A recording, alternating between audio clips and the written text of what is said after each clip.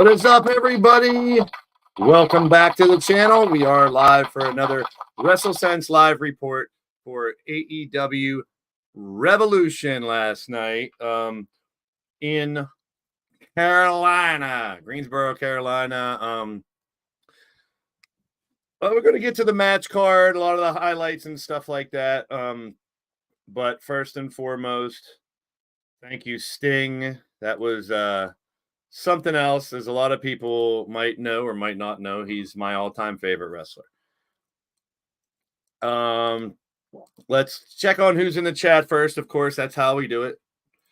We got Daniel Barry is here. Good to see you. Sharon is in the house. Great to see you as well. Keep those thumbs up coming. What's up, Chuck? Yes, I said up, Chuck. How you doing, man? How you doing? Crushing Kelly is here. Thank you for the shares. It means a lot. Yeah, I was trying to tell some people, because I've been an advocate of AEW, whether it's up or down, bad or good, to give it a shot if you haven't watched it for a while, and you might be surprised. Who knows? But everyone's entitled to their opinion. Like who you want to like, hate who you want to hate, cheer who you want to cheer, boo who you want to boo. That is your WrestleSense. So, and you're entitled to it. We can agree to disagree. We can debate about it. That's the fun of it. That's the fun of fandom. Andy Price in the house. Good to see you, man. What's happening? So we're going to get into it here in just a moment. Started a couple minutes early, just because I got a decent amount of stuff I want to cover. I did get the pay-per-view last night and watched it, and I was pleasantly surprised too. I mean, there's things I could nitpick, like I always say to you guys. There's things you can nitpick about wrestling, but if you want just people bitching about this shit that they didn't like and they hated, this isn't the stream for you. I'm going to concentrate on what I did like, what I enjoyed, and criticize a couple things and say what could be better, but it's everyone's opinion. So if everybody in this chat shared the same opinion, it'd be really boring. So I'm going to bring up a slideshow. We're going to talk about each of the matches and some of the results and some of the aftermath from the show, because I think the show kind of set the stage on where we're going in the future as well. Logan's in the house. Good to see you. Welcome in, my friend. We're going to talk about it. I want your opinion in the chat. Actually, let's do a little live poll.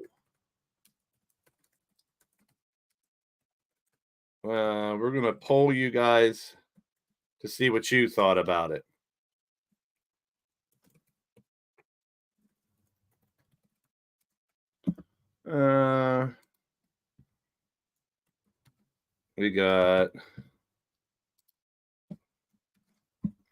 We'll go with 4 different options. You guys tell me, what'd you think? Was it awesome? Was it good? Was it okay? Was it bad? There we go. Hey. Thank you, Mitch. I'm on your screen.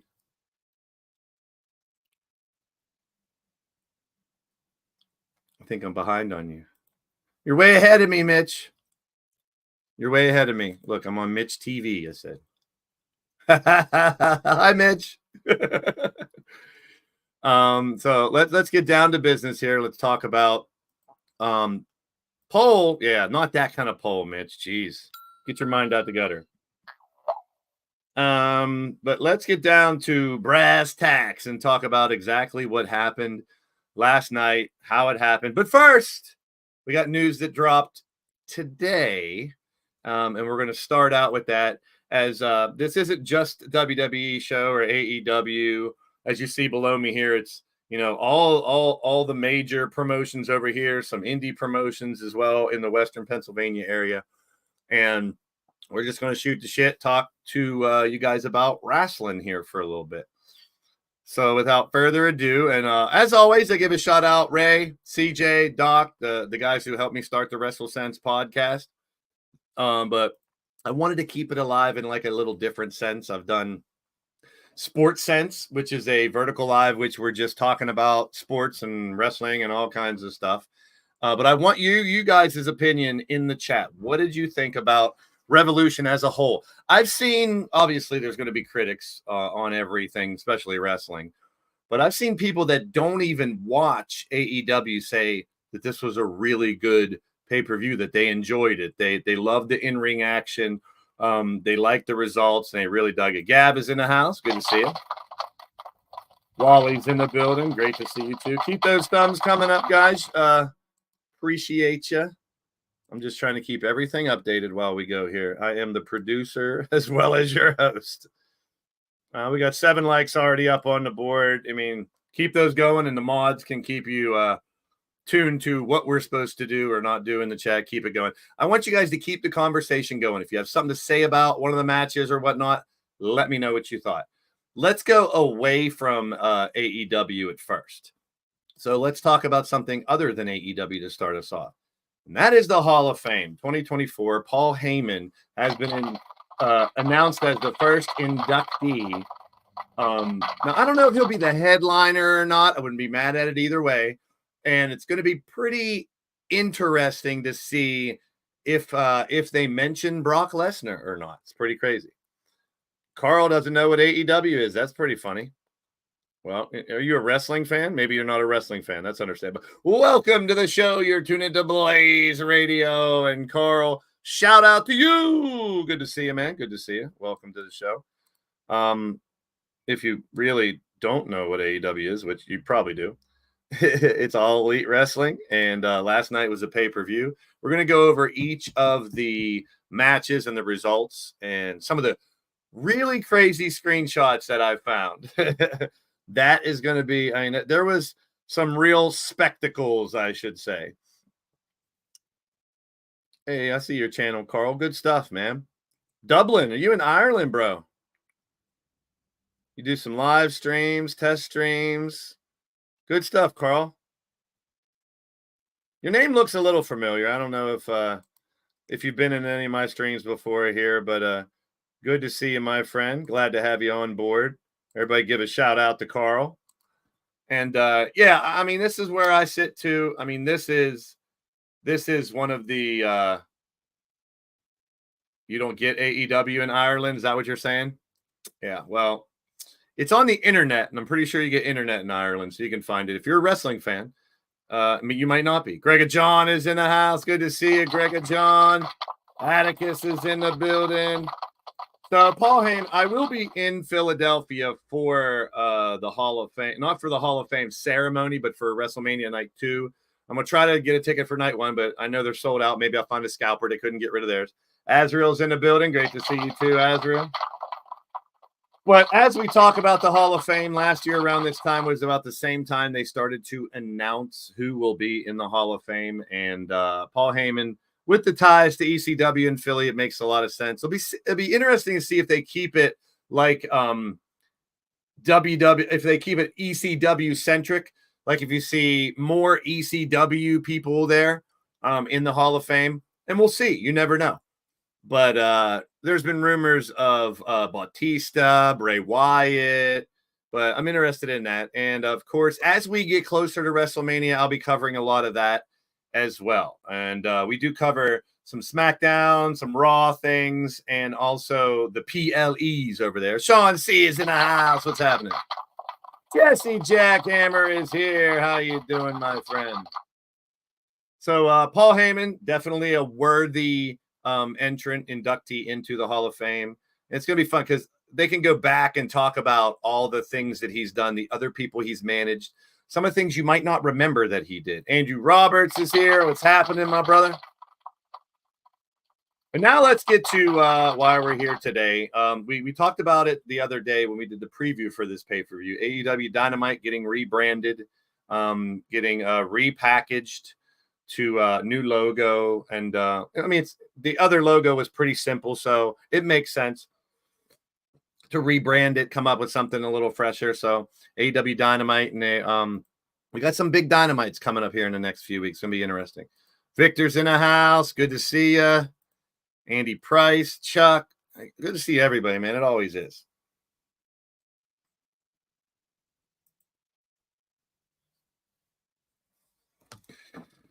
Oh, let's talk about my boy Stinger. But before we get into it, we always like to take a little commercial break. Stay tuned for a little info on a podcast I like to do called The Legion of Dork. After these messages, we'll be right back. It's a bird, it's a plane, it's a dork, it's a couple dorks, reminiscing some nostalgia in classic video games, toys, and cartoons. I'm your boy Blaze McCoy, and with my awesome friend Super Nacho, we invite you to join us in the Legion of Dork, a podcast where we talk about our favorites of the past and discuss it all with you. The good old days when video game arcades were full, pinball, and more. When the toy stores were stocked to the ceilings with all your favorites like G.I. Joe, Real American Hero. Well, it started all with Pong with me in the 70s. Then Atari, Nintendo, Sega, ColecoVision, and television, and more brought new classics. Classics like Space Invaders, pew pew pew, and Donkey Kong. Pitfall. Dig Dug was a great one. Spent a lot of quarters on Galaga, that's for damn sure. Tecmo Bowl, hut, hut, hut, hut, hut, touchdown, and all the sports games. Super Mario Brothers became an instant classic. So did Zelda and Sonic the Hedgehog. Mike Tyson's Punch-Out was a great one to play. So was Street Fighter, Hadouken, and all the fighting games. Star Wars toys and Hot Wheels is where I started collecting toys back in the day. Masters of the Universe, and you can't forget the bad guys. Of course. Transformers, more than meets the eye. Inhumanoids are here. Teenage Mutant Ninja Turtles, Heroes in a Half Shell. Can't forget the wrestling figures, WWF, AWA, and those little guys, the Muscles. Yeah, I love playing with those, are great. Thundercats, ho! And even Voltron brought them all together with movies, cartoons, and toys. Join us in the Legion of Dork right here on the Blaze Radio Network here on YouTube.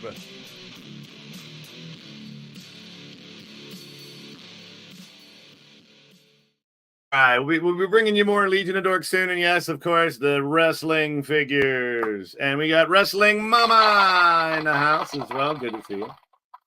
So let's get down Sting's last match.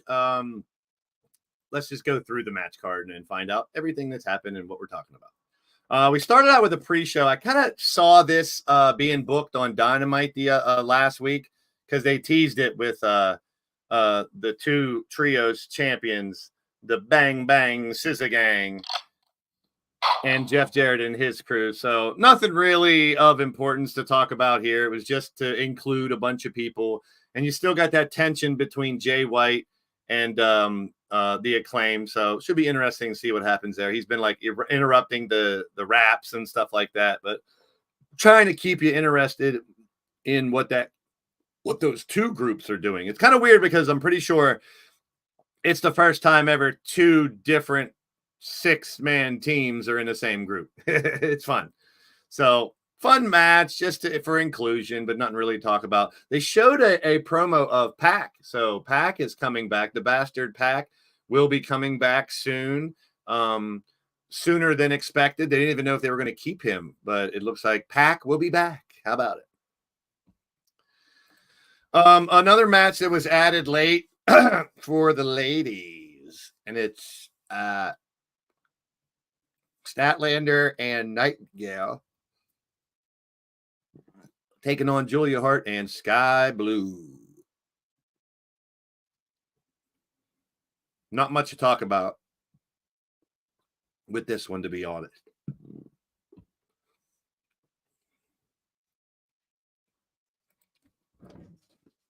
I'll say, okay. Skin did a regular match. But first,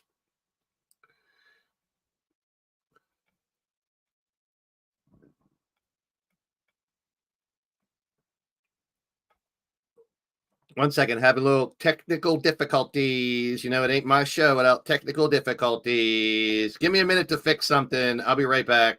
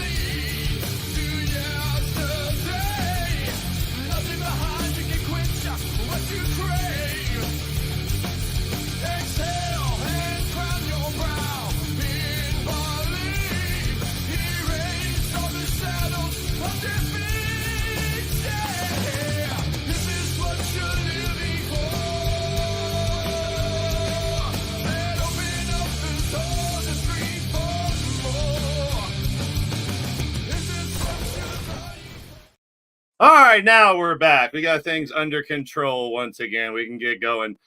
More into the matches. Here's the first match. We got William Kenna in the building. There he is. Good to see you, man. Good to see you. So Christian Cage, Daniel Garcia. Garcia came out with a nice tribute to Sting. Very interesting. He had his Sting jacket on, which you'll see other tributes to Sting throughout the evening as well.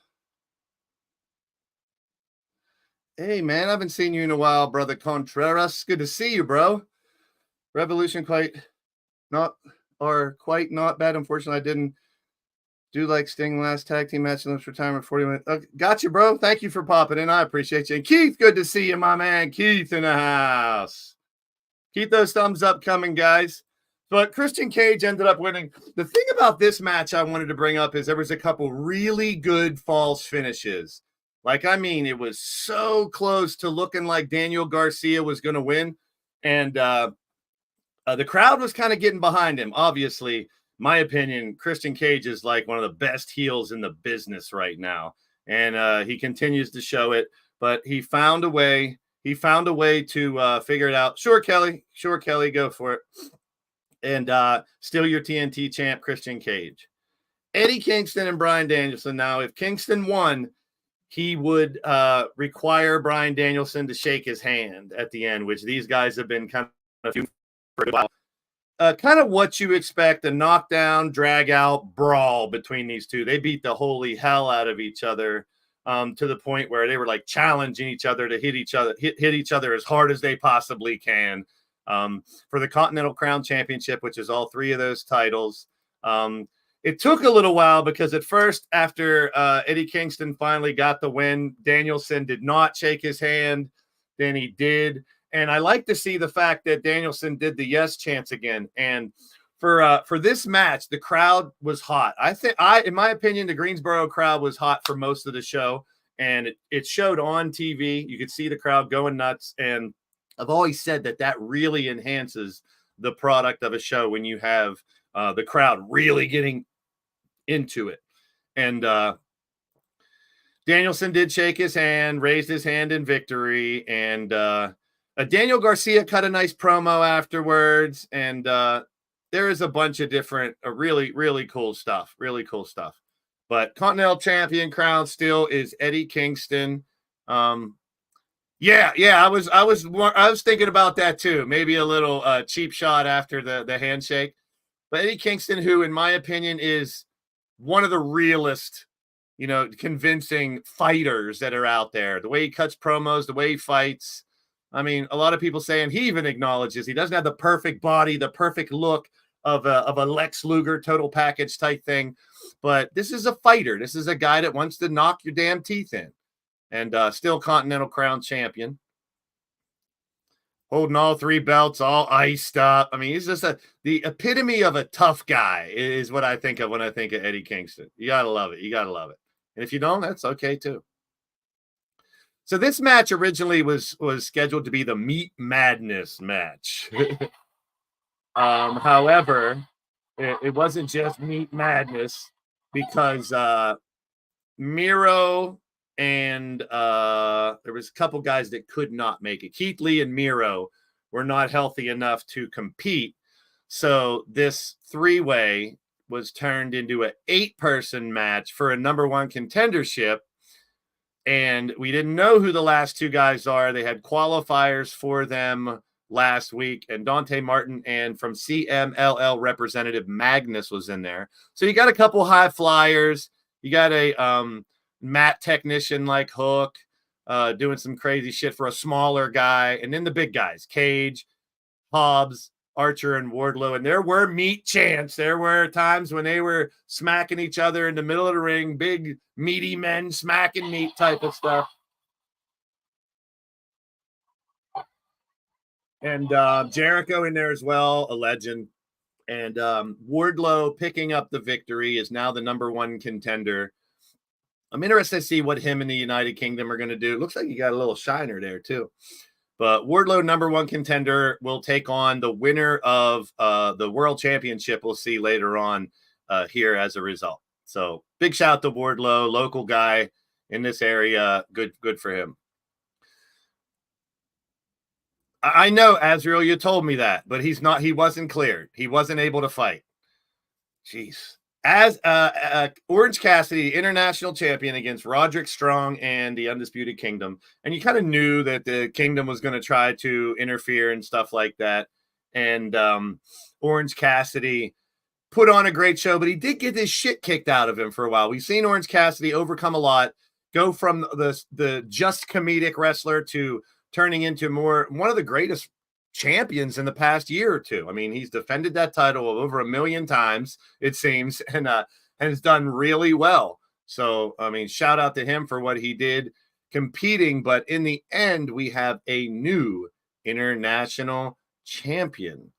And you see Roderick Strong came down with this mask. I mean, he was doing the comedic you got to remember Adam Cole and MJF, who were, the biggest story last year towards the end. They haven't even been with the company. So when they come back, that should beef it up even more.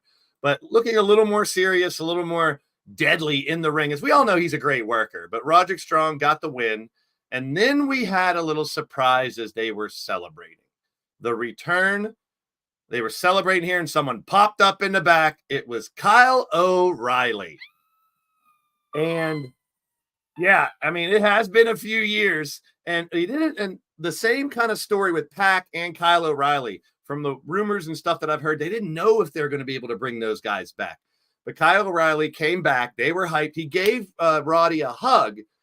Then he was offered a Kingdom shirt, but he gave the shirt back and walked off. So the dynamic between the former Undisputed Era, now what's going to happen? I can't wait till Dynamite to find out what Kyle O'Reilly has to say. And what did he whisper into the ear of Roderick Strong? Like, who are these guys? They're not, they're not really the see right there. He gave the t-shirt back and said, nope, I'm not joining you. So, shout out to Kyle O'Reilly for returning. It's interesting to see where that's going to go. Great tag team match here, in my opinion, with 4 legends, obviously. You got FTR versus Moxley and Claudio. I'm a huge Road Warrior fan. So when I saw this, I thought it was pretty damn cool. I mean, they didn't do face paint and try to go the whole 9 yards, but for Moxley and Claudio to come out, they did a good job of representing the spike shoulder pads coming out, very Legion of Doom Road Warrior-esque. So, I mean, if you're looking for a podcast that goes through every single thing that happened, and that I'm not that guy. I'm going to quickly summarize what happened, talk a lot about the things I liked and what happened, how it transpired, and what might happen afterwards. Hey, there is Sarah Hapkin in the building. Shout out to you, Sarah. Good to see you. Make sure you guys hit those thumbs up if you haven't already. We are just quickly recapping what happened last night at. Now, see, I don't want them to go that far. I mean, they did the little tribute with the thing, but I was thinking maybe FTR would have the face paint, a la Sting or the Road Warriors. But I like the send back to the Road Warriors, my favorite tag team of all time. And, some people like Sarah wish they would have gone all out. But I like the fact that they did part of it, but didn't go fully. They just showed the tribute and didn't try to copy the Road Warriors. So it was a good tribute. They're beasts. And they ended up winning the match. This is funny, man. Toni Storm and her character, especially if you haven't seen her scrum afterwards, talking about Wendy Richter, I'm going to fuck you up and stuff like that. But there were many tributes to Sting throughout the night. But she said, I hope you have a bidet because it's going to be real hard to wipe your own ass when I break both your arms. So if you don't know, these two have known each other for a long time, and they're playing off of that. But the timeless Toni Storm character just seems to. I was waiting for it to get stale, to get old, and then Toni Storm said, "Deonna, you're going to get the original, old school Toni Storm." And Mariah May came out dressed up like the original Toni Storm, which was kind of fun. And this is the one match that a lot of people say didn't really do much for them. There wasn't really much to it, but she retained and still your women's champion. It's interesting to see where she's going to go next. I've been saying this, that her gimmick is so over. She doesn't really need the title, but there might be a lady coming into the company that might try to take that title, or maybe Britt Baker comes back. And we do have big business in a few weeks. All right. But the character itself as a throwback, her quotes, go watch her Scrum interview. She does a thank you thing, like she won an award. It was hilarious. I mean, I've been waiting for it to become a little stale. Like Sarah thinks it's stale, which you're entitled to your opinion. That's cool. But you're not supposed to like her. I mean, the people that are annoying to you, it's supposed to be annoying. And she does just a great. I'm so glad they found a character like that for her to play off of. A match that a lot of people are saying kind of like a match of the year, possible match of the year already. And I went into this match saying, I'm a big Ospreay fan for what I've seen of him. I'm not a big New Japan fan. I haven't seen a ton of his action. He's had a couple AEW matches, and we've seen Takeshita really blossom as a young future superstar. And they just put on a clinic. If you want to watch, in my opinion, any of the matches from last night's show, obviously the main event you're going to want to check out. But this match from bell to bell was phenomenal. It was really good. And a lot of people were saying match of the year. I mean, false finishes, big maneuvers, bruising, shots to the dome. And Ospreay is so innovative when he does stuff. And then even throughout the match, having to not sell an injury, he really did get hurt. I mean, this bruise, that's a real bruise. But when he did, and I was worried, oh, great, Ospreay finally came, and now he's hurt. He's going to be knocked out of competition.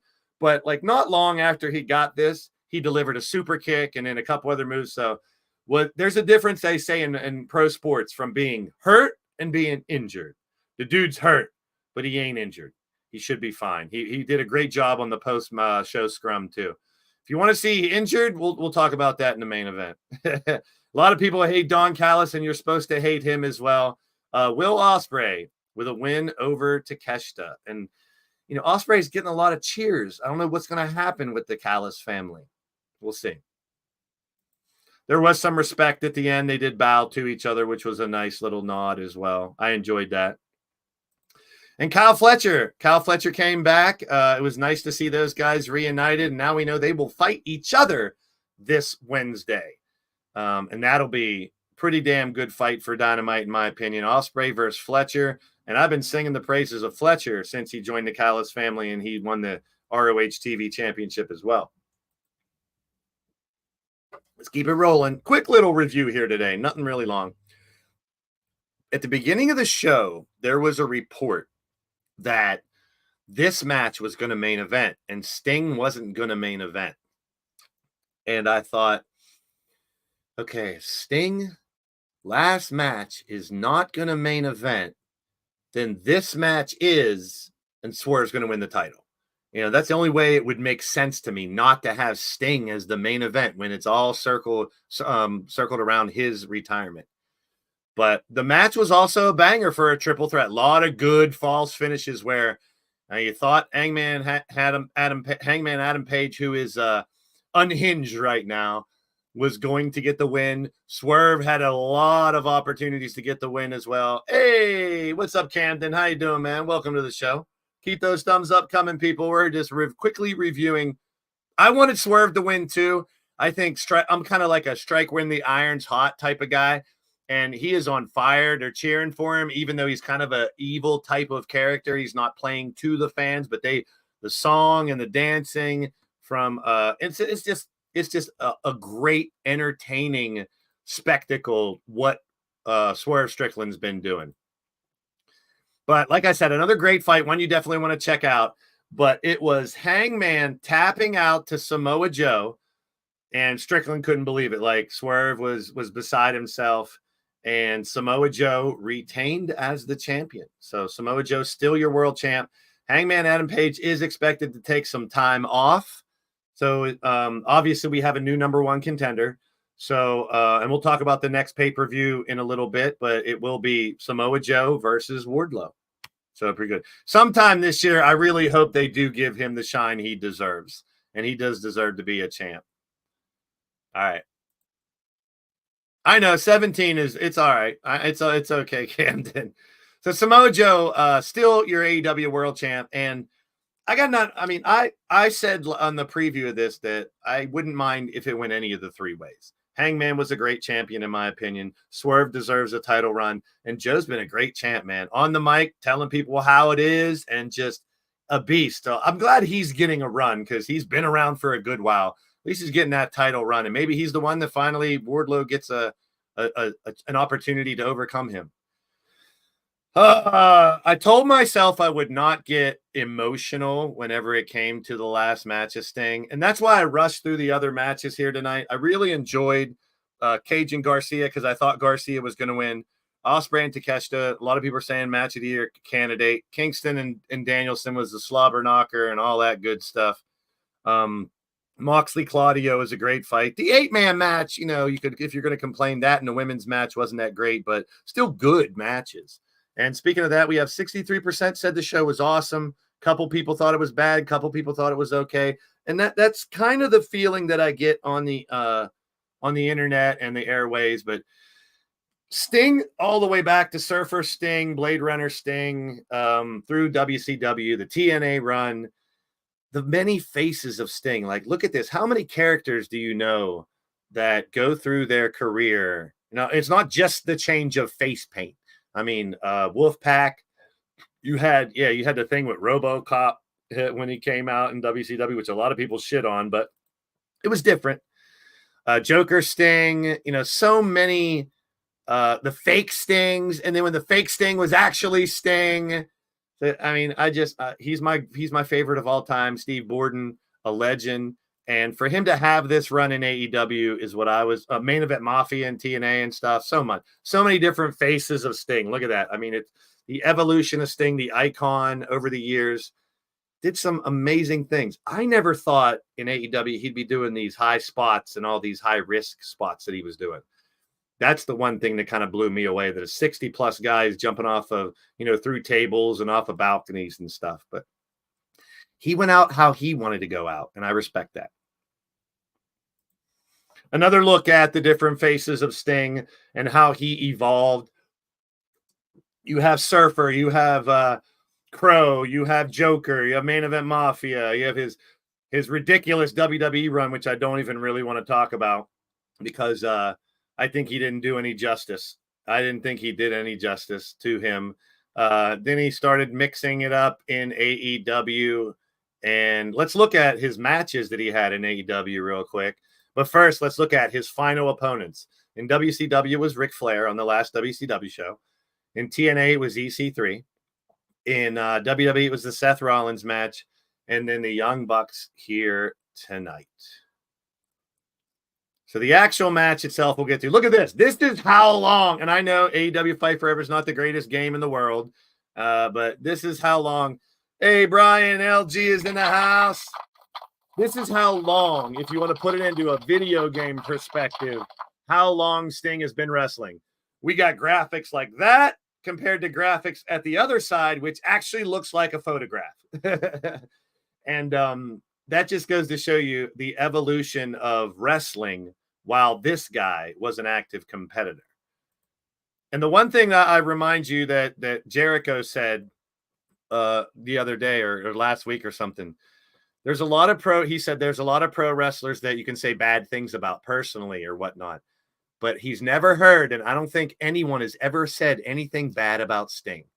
And I think that, you know, that really rang. It's funny in the post match scrum where he said, yeah, me and Hellwig that became the Ultimate Warrior, we were just a bunch of roided out kids.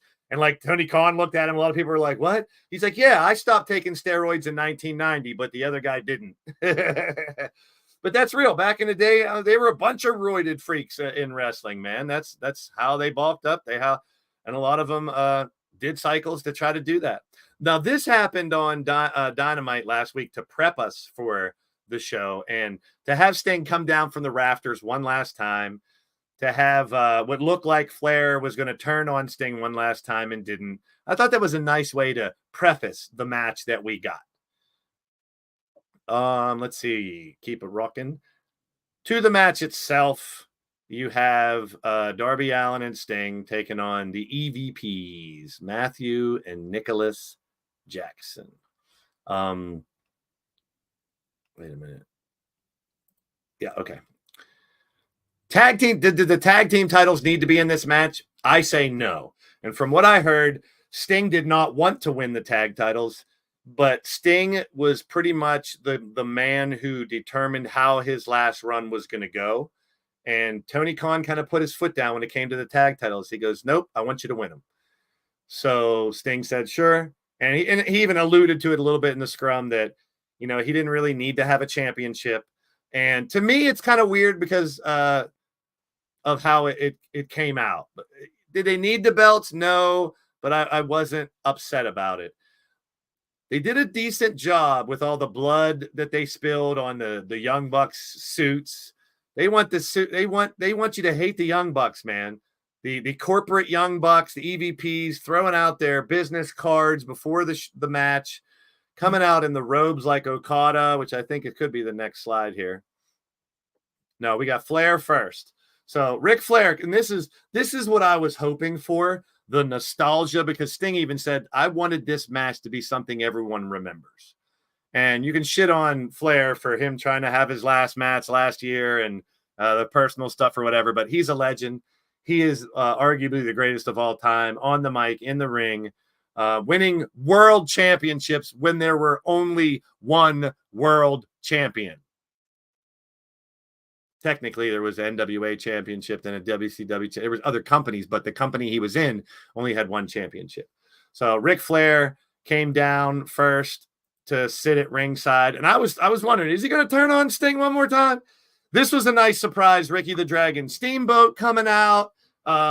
Flair and Steamboat got a little bit involved. You got to see a chop by Ricky the Dragon when I think one of the Young Bucks went to get a chair or something. And Steamboat said no, which was pretty good. Yeah, and to me, Sting is the greatest of all time. Sting was my favorite for a really long time.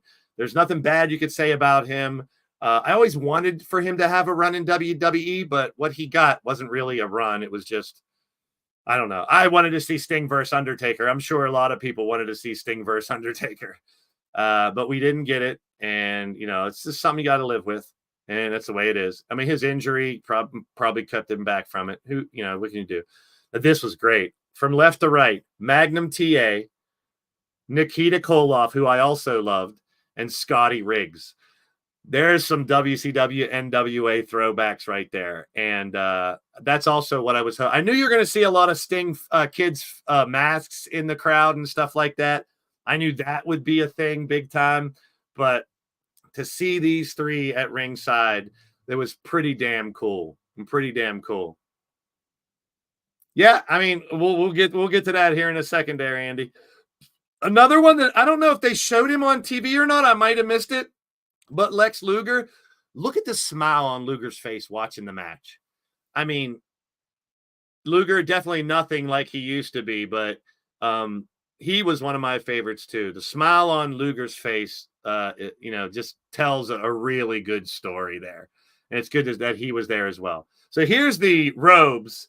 And I like the little black suit things too that they do. Pretty cool. It's a different look for the Bucks. You're supposed to hate them. You're supposed to hate the damn mustaches, the porn stashes, whatever you want to call it, and their attitudes and their cocky pricks. But to me, they're better as cocky pricks than super kick party stuff. That's just me. A lot of people hate the Bucks, but right now you're supposed to hate them. And yeah, maybe they'll team with Okada or something. Who knows?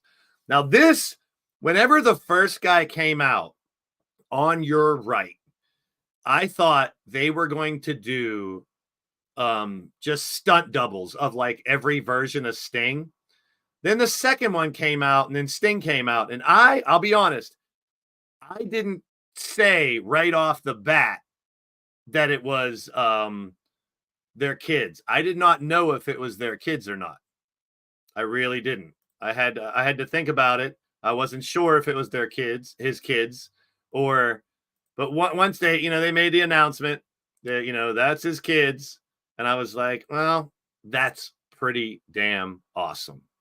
That he brought his kids out there dressed up as Surfer Sting, which I was told that the pants and the boots are the original gear that Sting wore before. And over here, the athletic kid that's I believe he's in college as Wolfpack Sting. So and this was such a great shot that I have like 3 different pictures of it here. It just looks so good with Sting and his 2 boys at 28-0 as he came down. Like that's such an, pardon the pun, iconic picture of Sting and his boys.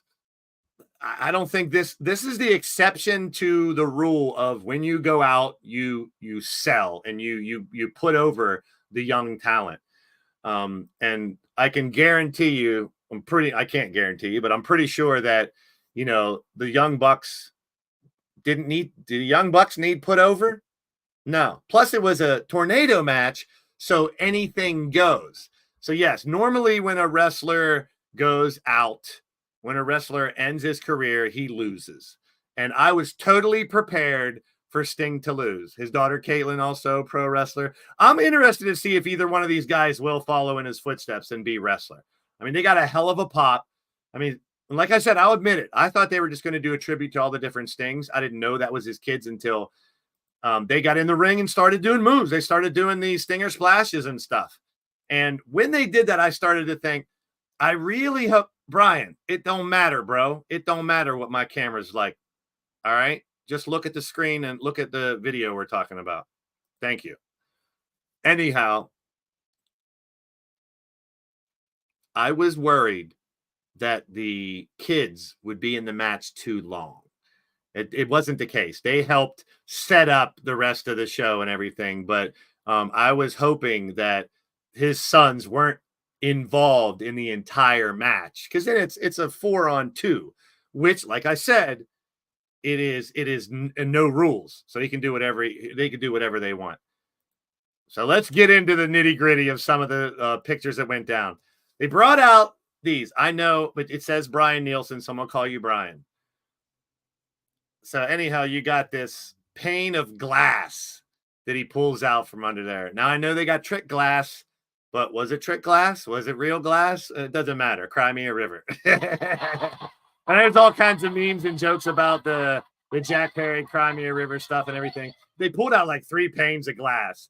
And the first one he put up against the barricade, and he went to hit one of the Young Bucks that got out of the way, and it didn't break, but he hit it again to break it.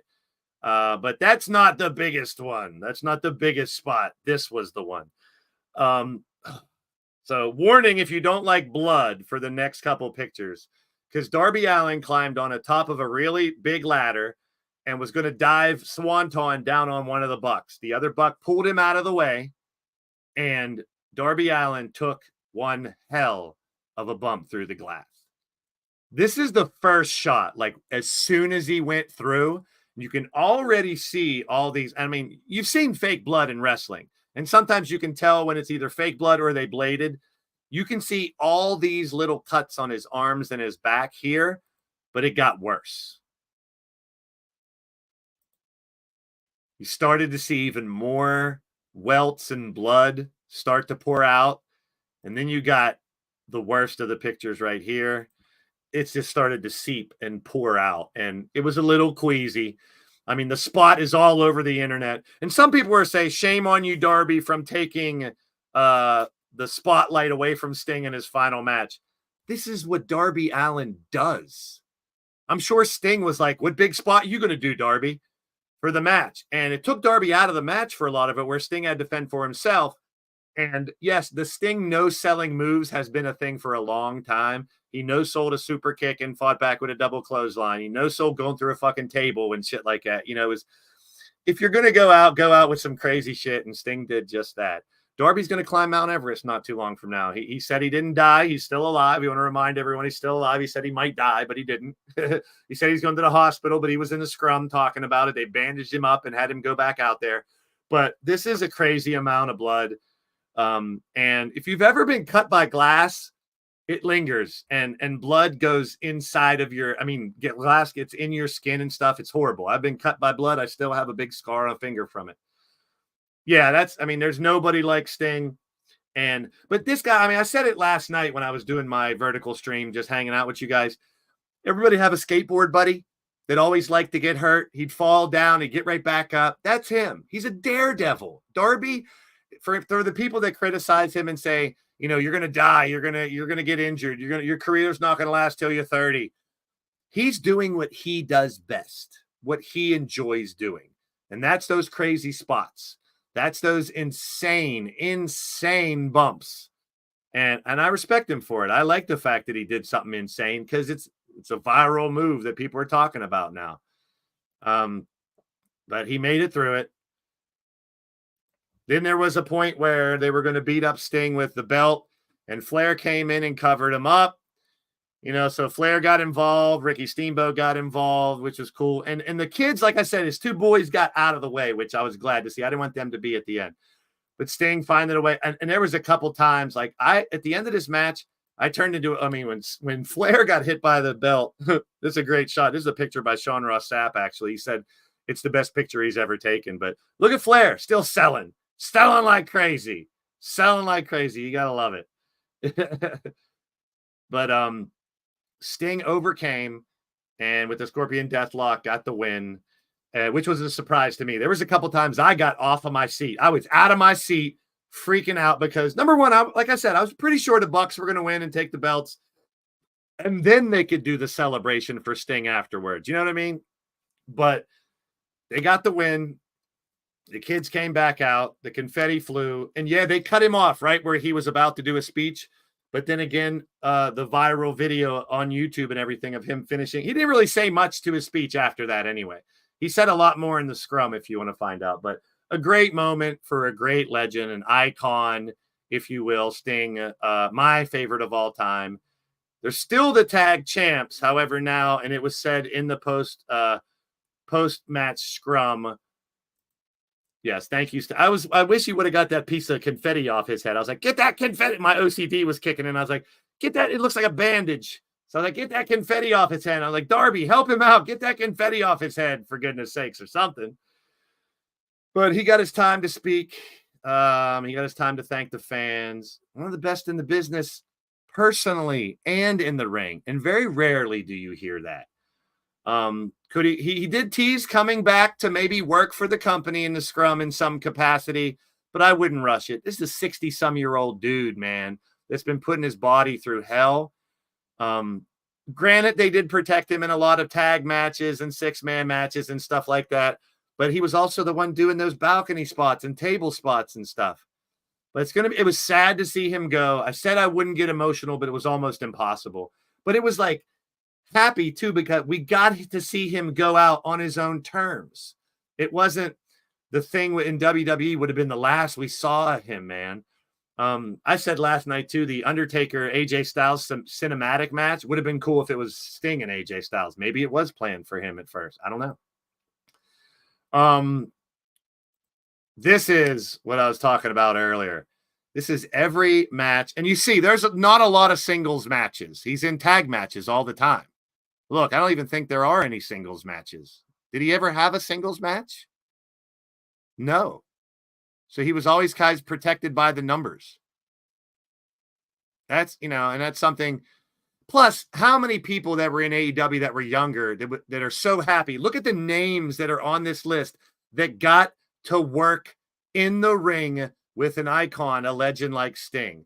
So I think this was a smart way to make sure, number one, Sting lasted 3 years, 2.5 years or whatever, and he could showcase. I mean, if you want to say he'd no-selled, he didn't put anybody over, look at this. These are the people he put over for the past 2.5, 3 years or whatever. Missy Harris in the house, good to see you. Timothy, good to see you, Timmy. So, thank you, Sting was definitely trending. I'm glad that I got to see it go down like that. It wasn't just, here's a couple, Sting matches. And, think about it. What if they put him in 10 singles matches and he couldn't do a whole singles match? Then people would have said, oh, Sting is washed up. He never should have done it. This was, I would imagine this is their game plan from the beginning. Have him surrounded by other talent. I mean, the House of Black, the Bucks. I mean, there's so many. The Hardys, some young talent, some old talent. Ethan Page, Swerve Strickland, Nick Wayne. So many. Takeshita. I mean, these guys got to rub in the ring with Sting. Ricky Starks. So I think it was done in a very good way to showcase Sting, and it was a celebration of Sting for these couple years. His promos, the little vignette with him sitting in that theater looking at the highlights, which I said last night too. Fuck you, WWE and TNA, for not letting them use some film footage. Would it really have hurt them to let them use a little bit of footage from WWE? Not necessarily the WWE run, but the WCW content that they have of Sting. That's what I'm saying. Like, I wish you could have saw Main Event Mafia Sting, Joker Sting, Crow Sting. That's why, I mean, he got to come down from the rafters one last time at 60 something. I was like, please don't let anything happen. Please don't let anything happen. And coming down from the rafters. But we got to see Sting in all his brilliance so many different times in this run. And I never thought he needed a championship, but to go out with a championship, if I could think of any wrestler that deserves it, it's Sting. It's this guy right here, Mr. Sting. Steve Borden, thank you for entertaining us for decades. Thanks for coming back. Like when WCW went down and all those wrestlers were going to WWF, WWE, I was like, shit, Sting's done. He's never coming back. So at least when he came back, that was him at least coming back. That's what I had kept telling myself for the WWE run. But this time, not only did he come back, but he was doing crazy spots. He was doing fun stuff. I always called him my friend, and his wrestling match is incredible. This is a moment. All wrestling. Yeah, it is. It is. It is. So thank you, Stinger. It's showtime. Yeah, when he said for the last time, it's showtime, and let's do this or something. When in that little, you did get vignette, you did get the video, and the smile on his face in that theater watching those highlights. I'm just glad he came back and we got to enjoy Sting one last time. I really do. So the tag team championships have been vacated. And if you think Darby Allin is going to get time off, even Tony Khan said, we just talked about your match. As long as you're medically cleared, you got a match next week. And he's fighting Jay White at Big Business on the 13th. So, I mean, not this Wednesday, but the following Wednesday. So he has some time to heal up. And he's still going to climb Mount Everest. I mean, that's Darby Allin's nature. He wants to climb Mount Everest. You know, so he will be facing Jay White one-on-one at Big Business. And that's pretty interesting. And then we also have the news of the next pay-per-view, which is Dynasty. We got the formal announcement. There is a tournament. They did announce that there will be a tournament for the tag team championship. And if you think about the tag teams that are in AEW, it should be pretty good. Now, I'm guessing they do 8 teams, maybe just 4 and use the rankings. I don't know, but I'm interested to see how it goes. I'm a tournament freak. I don't bitch about Tony Khan doing too many tournaments because I really like tournaments. But AEW Dynasty on April 21st is the next Supercard pay-per-view, and we're going to get Wardlow. Now, Dynasty is the name of the faction of Holiday, Hammerstone, and MJF from MLW. Will this be MJF's return? I mean, he doesn't have to wrestle. He's still rehabbing that torn labrum. From what I heard, he's not going to get surgery. He's just going to rehab it. I don't know if that means he's definitely not going to be ready to come back by April 21st. But him showing up at Dynasty would be interesting. Maybe coming out and then the United Kingdom decide to screw Wardlow over or something. Because they're expecting. Now, say Wardlow wins the championship. Remember what MJF said. You're going to win that title and you're going to hand it over to me. So maybe Wardlow, I don't know. I'm just speculating. That's what's fun about wrestling. I want to be surprised.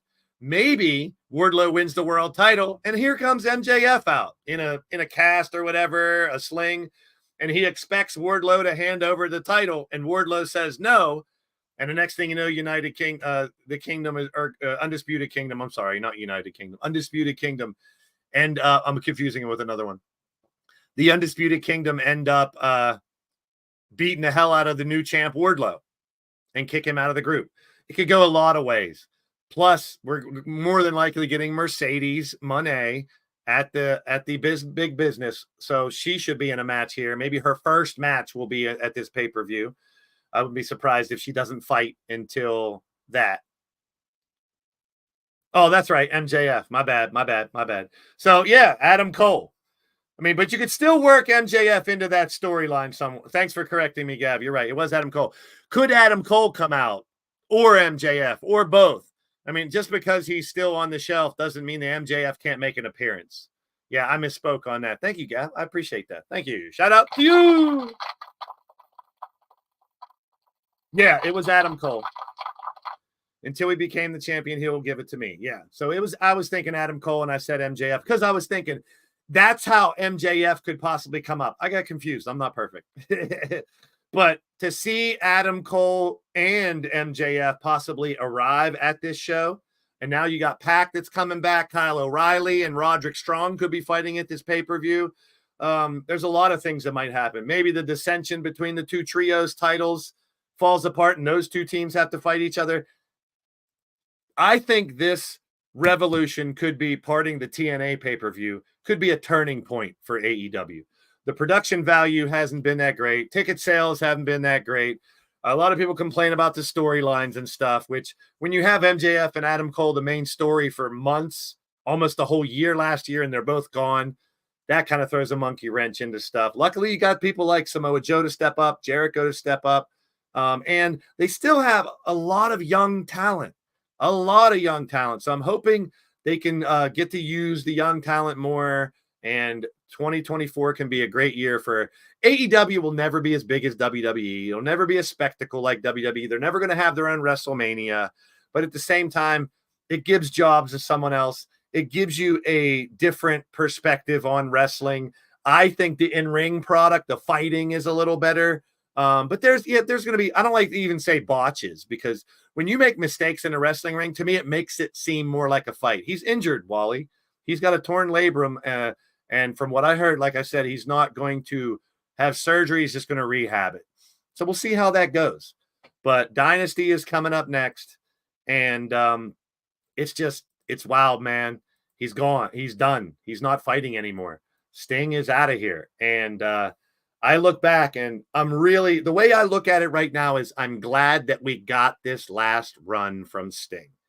And he went out on his terms. Like I said, salute to him. Showtime will always go on, in my opinion. My favorite wrestler of all time, along with the Road Warriors and several others. I have so many. It's hard to have a number one of all time, because I have a favorite that fights now, a favorite that fought back then. But and overall, you guys, over half of you said you thought the show was awesome. A couple people said good, which is fair. AEW hasn't been putting on the greatest, but a lot of people are saying this is one of the best pay-per-views they've seen in a while. And some people were criticizing it, saying it wasn't that great, except for a couple matches. But the one consistent thing is they're glad Sting had the final match like he did, and that Ospreay Takeshita match, which that's two people supposedly in the same group fighting each other, is still arguably the best match of the night. A beatdown with Kingston and Danielson, a great triple threat with Samoa Joe, Hangman, and Swerve. I'm very interested in what they're going to do with Swerve now. Christian Cage continue to be arguably the best heel in the business. Wardlow now finally getting his shine, where people were saying he's getting misused. He's just squashing jobbers. Why is he with the Kingdom? Now we see the dynamic with Wardlow. And like I said, I mistakenly said MJF, but I meant the Adam Cole thing. And look at the history MJF and Wardlow have. Maybe MJF doesn't come back for months. He's not going to wrestle for months.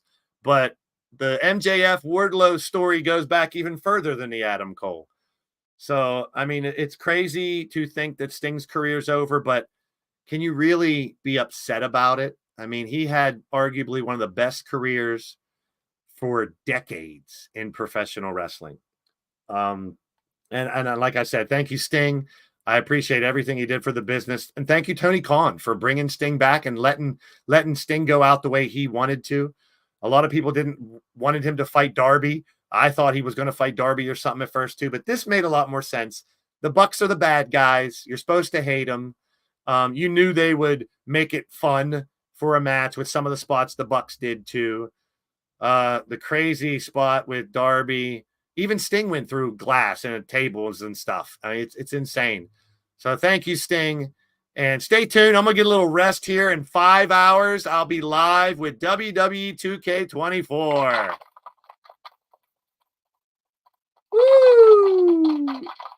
So I appreciate everybody that's come through, man. We got Wally.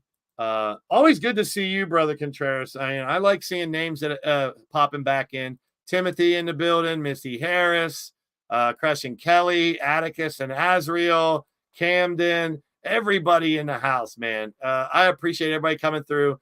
Andy Price. If you're watching the replay of this show, please leave me a comment so I know, tell me your favorite Sting match or something. Leave me a comment. Let me know what you thought of the show, Revolution. What was your favorite match? Were you a fan of it? Give me a rating if you want anything. Drop a like, drop a comment. And as always, keep in mind, it's a great time to be a wrestling fan at the end of the day, as we always finish these shows with. So at the end of the day, it is great to be a professional wrestling fan right now. Hopefully AEW, which I will criticize how it has been the last 6 months or so. It needs to improve. This could be a turning point. I'm hoping that it is. And we will get a little better production. Maybe Toni helps bring some more bookers in. He did bring in a female booker that's going to help the Mercedes angle. So we got Mercedes, we got Okada, we got Ospreay, we got O'Reilly back, Pac back, Wardlow and Joe coming up. The tag team tournament, so much to get excited for here and so much to be excited for in WWE as well. I'm looking forward to WrestleMania, the road to WrestleMania. We'll do some pre-WrestleMania shows as well leading up to that. But, man, this has been I've been waiting to talk about Sting's last match. I'm glad I got to. And appreciate each and every one of you that's been a part of the show. I'll see you later on tonight after midnight for WWE 2K24. I'll see you in the streams, people. I'm out of here.